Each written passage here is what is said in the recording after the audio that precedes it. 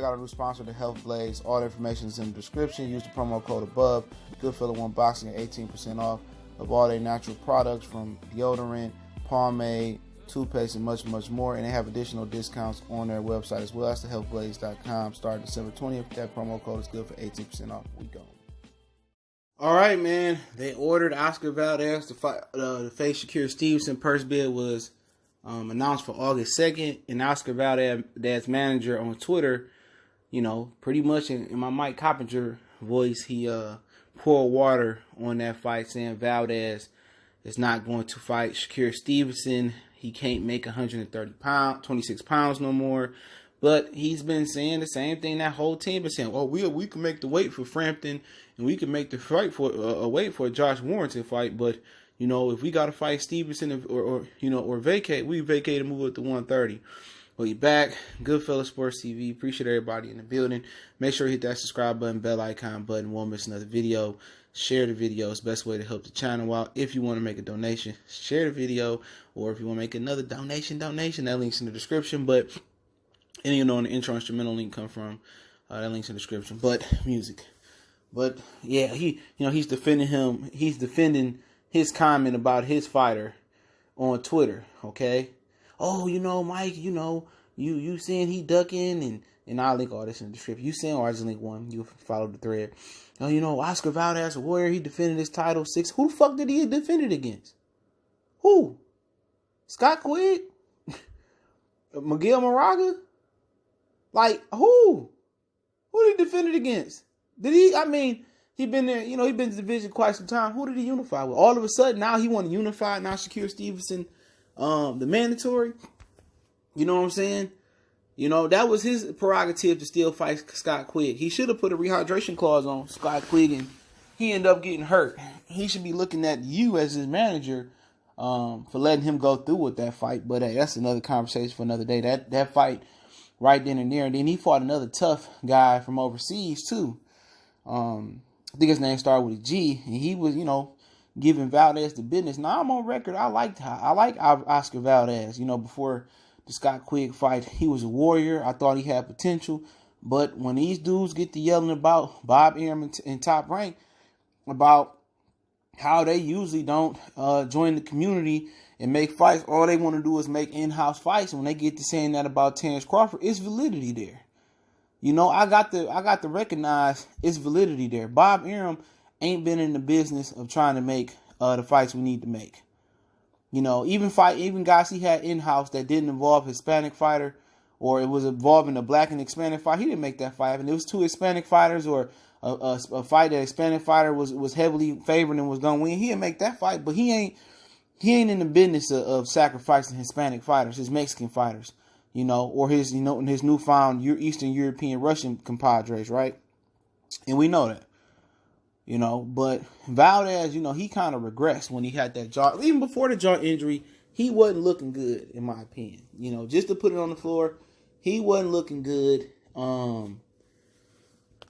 He just wasn't. It just seemed like he was, he's still fighting with his mouth open, where his jaw can get re-injured. Excuse me. Even when Canelo trainer, I know it take time. Eddie Reynoso and his son, or whoever go to that, he ain't got no better. He had all the potential, and he should have been training with Canelo coaches before a long time ago, or he should have got with a black coach, Ronnie Shields, Buddy McGurf, somebody like that.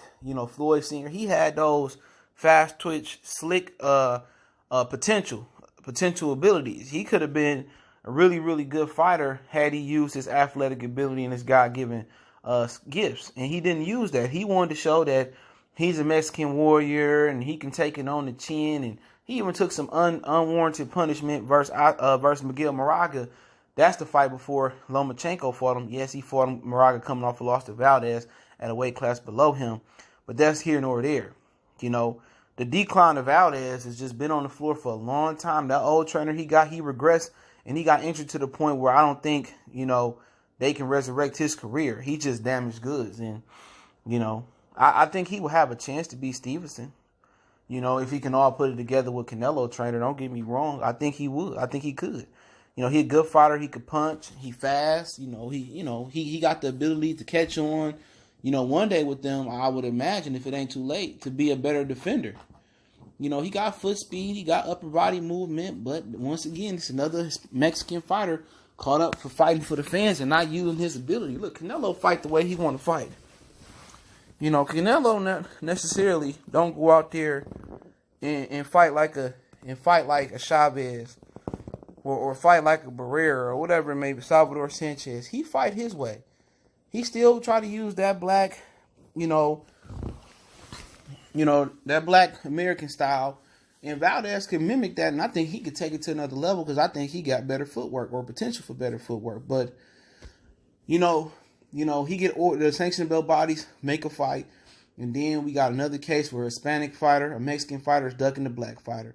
You know, with Gary Russell, it's a guy that's accomplished amateur, accomplished professional. Leo Santa Cruz don't want to fight him. Valdez, they don't try to make that fight. You know, Top Rank even try to extend the offer to Gary Russell that I know of to go fight, come over and fight and unify with Valdez. You know, all Valdez did was fight in Arizona, fight out there in the Stub Hub, fight out the West Coast, and fight other Hispanic fighters or other fighters from overseas who ain't no good. You know, we would never know how good he could have been. But here go a case of, hey man, let's change the narrative. Oh, he hasn't done nothing. He don't deserve a fight with Valdez. Valdez is an accomplished fighter. His manager, he got 6, title defense. Who the fuck is he beat? You know what I'm saying? Who the fuck is he beat? I mean, through that division, you had Santa Cruz, Abner Mares, Gonzalez, that Ice Mares, and Gary Russell ended up beating. Like I said, Gary Russell, all types of characters down there. Not all of them. He's fought Scott Quigg. That's it. Frampton, Warrington, Selby, the kid from Philly. What's the other guy from Philly that was with Golden Boy? I can't remember his name. He fought Lee Selby and lost. Eric something. I can't remember that guy's name. But, all the players you had in that division. You know what I'm saying? He never called out Rigondeaux when he, that was he's a little young. Rigondeaux was over there, though. He was a little bit blown. Donaire been around there. Who has he fought? You know what I'm saying? He has fought absolutely nobody. And there's people to fight at that division. Even Santa Cruz, he got a win and a loss versus Carl Frampton. He fought Abner Mares a couple times. Oscar Valdez ain't did nothing. And the one time you can stop the hype train, you got a guy that's 11, 12, 13 and 0. They say don't punch that hard. And seriously, you gonna vacate your belt and move up to 130 for who you gonna whoop at 130? You'd rather get beat by Miguel Burchett, or if he can get past Jamil Herring, which I don't know, but let's just say hypothetically he does, or he just fight Burchett right now, and you rather get your ass whooped by another Mexican that got some solid power. Because we know. I mean, y'all can make the Tevin Farmer fight, but he might fight JoJo Diaz. Yeah, I think a lot of people feel, and I'll be rooting for Tevin, but a lot of people feel JoJo Diaz will win that fight. You'd rather fight JoJo Diaz because you got a better chance? No, you ain't going to fight Gervonta Tank Davis. So you're going to go up to 130, and who belt you going to take? You know what I'm saying? At the end of the day, you saying Josh Warrington. That's another dude that put his tail between his legs. Shakur Stevenson called him out. He hiding under his bed. Like I said before, that's one of the reasons a lot of these dudes, I don't respect those UK fighters. They punks. Not all of them. Tyson Fury, Josh Taylor, they real. You know what I'm saying? But the majority of them, the Dillian Whites, the Gay Jays, they punks. All of a sudden they get a pass when somebody called them out. They country don't say, hey, why don't you go fight this kid only 12-0? You can beat him. No, he hiding behind his bed. And all of a sudden when Shakur Stevenson get a belt and say, let's unify, oh, I can't make the weight no more. I got to move up. These niggas legitimately running from Shakur Stevenson. Shakur Stevenson don't got no thunderous power like one Matisse or no Julius Jackson. They scared of this dude boxing ability. And now he about to get a big dose of what Gary Russell and Rigondeaux went down there at those weight divisions. But here you go again. Oh, when it comes to black fighters, he ain't did this and he only did this and my God, yeah, Valdez ain't did shit. Your average boxing fan Your casual boxing fan don't even know who he is. What has he done? What has he done? All them 6 title defenses, who he unified with? Who? Who he beat that we know that's close to the top 20 pound for pound? I mean, you would think he would have a long time ago tried to make a fight with Santa Cruz. That should have been a winnable fight, definitely before the Valdez. I mean, the quick fight. He ain't did that. But when it come to black fighters, it's always, oh, you ain't did nothing. What about Gary Russell then? He accomplished. Why y'all ain't never try to reach out to fight him? And no, I don't want to see Shakur Stevenson and Gary Russell fight. Not in this situation. I don't want to see two brothers fight. When all these Hispanic fighters trying to move up and duck for cover, Leo Santa Cruz, another one. Straight hoe. Trying to jump up and get knocked out by Gervonta Tank Davis instead of just fighting Gary Russell and unifying the WBC belt. I thought the WBC belt was for the Mexicans. Why Santa Cruz don't want that belt? You ever notice that? You know, when the brother Errol got the IBF, don't nobody want to fight him on his side. They not talking about making. Nobody want to fight him. Oh, you know, we care about the WBC. We care about the WBC. Well, Jamel Charlo got the WBC. And what happened to Demetrius Andrade? He swallowed his whistle. Canelo don't even want his belt back. Triple G all of a sudden don't want the WBC belt. You see how it's subjective and what people think? You know what I'm saying? He got the WBC, WBO, WBA. Oh, you know what? The IBF is an American belt. You know, we respect the IBF. All of a sudden, no, Valdez a coward. This point blank period. He a coward. He a punk. He control his team. He come out and say, I fight him. He only 12-0. I'll show y'all what to do with him. He a punk. I'm just saying how it is. And now these Mexican casual fans is co-signing fighters being the punk. You know what? They co-sign a lot of the favoritism of their fighters. They got robberies like Chavez versus Pernell. What rest in power to Pernell. You know, they sat here and they rationalized Canelo not fighting Triple G. They rationalized Canelo failing drug tests. They rationalized him, easing by Lara in trial and act like he won by a country mile. You know what I'm saying? They sitting here but when black fight fans or UK fight fans or somebody get to, doing their thing and they want to sit here and just hate. He a pure coward, Oscar Valdez. This nigga 12-0. You know, shit, I think that Robbie Ramirez kid that beat Stevenson in the amateurs. I think if he was going to fight Valdez in his second or third professional fight, he'd vacate that belt too. He's just a punk. You retired today, he's a warrior. How you a warrior, you ducking? They making being a warrior synonymous with ducking. Nigga ain't no warrior, okay? Valdez ain't no warrior. He ain't no Spartan warrior. He ain't no 300 warrior. He ain't no street warrior. He ain't no hood warrior. He a pure punk. Don't put warrior next to a guy that's ducking a dude with 12 wins. Ducking the fade with 2. You ain't no warrior. You a punk. You ducking that smoke. Had the roles been reversed and Stevenson said, you know what?